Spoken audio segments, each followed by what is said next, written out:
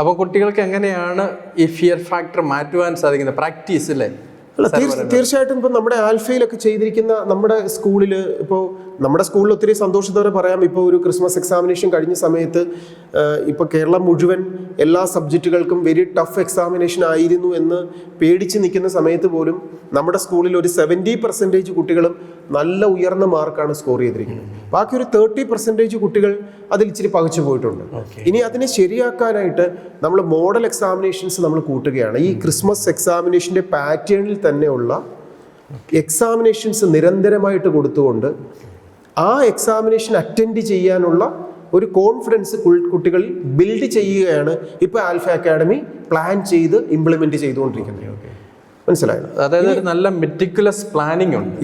തീർച്ചയായിട്ടും ഉണ്ട്. Very good. എങ്ങനെ അവർ പബ്ലിക് എക്സാമിനേഷൻ ഏത് ടൈപ്പ് ക്വസ്റ്റിനെ അവർ ഈസി ആയിട്ട് ഫിയർ ഇല്ലാതെ ചെയ്യാൻ സാധിക്കണം. ഇപ്പം നമുക്കറിയാം, ഒരു ഫൈനൽ സ്റ്റേജിലാണ് ഇങ്ങനൊരു മാറ്റം കൊണ്ടുവന്നിരിക്കുന്നത്.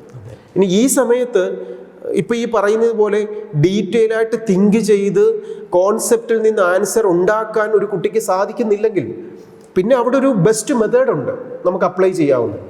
ഒരു റിസൾട്ട് ക്രിയേറ്റ് ചെയ്യാൻ, സ്ട്രെസ് മാറ്റാൻ, ഫിയർ മാറ്റാൻ ചെയ്യേണ്ട മെത്തേഡ് എന്ന് പറഞ്ഞാൽ തിയറി കോൺസെപ്റ്റ് പഠിച്ചിട്ട് നമ്മൾ സ്വന്തമായിട്ട് ആൻസർ ഉണ്ടാക്കുന്ന രീതി ഒന്ന് മാറ്റിയിട്ട് ഇനി ഈ പാറ്റേണിലുള്ള ധാരാളം ക്വസ്റ്റ്യൻസ് വർക്കൗട്ട് ചെയ്യിപ്പിക്കുക.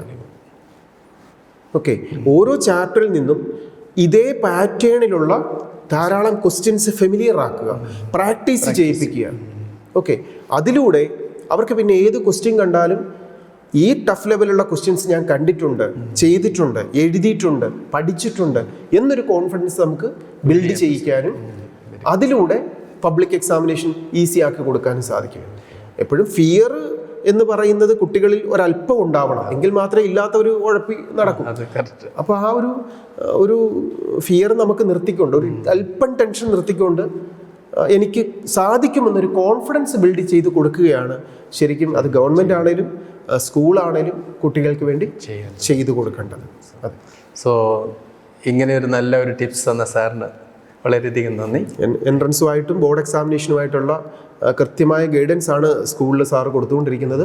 പിന്നെ തീർച്ചയായിട്ടും നല്ല വിജയത്തിലേക്ക് കുഞ്ഞുങ്ങളെ എടുക്കാൻ വേണ്ടിയിട്ട്, വിജയിപ്പിക്കാനായിട്ട് എടുക്കുന്ന എല്ലാ എഫോർട്ടിൻ്റെയും ഭാഗമാകാൻ എനിക്കും സാധിക്കുന്നതിന് സന്തോഷം. പുതിയൊരു ന്യൂസും അപ്ഡേറ്റ്സുമായിട്ട്, പുതിയ ഡിസ്കഷനുമായിട്ട് നമുക്ക് വീണ്ടും കാണാം.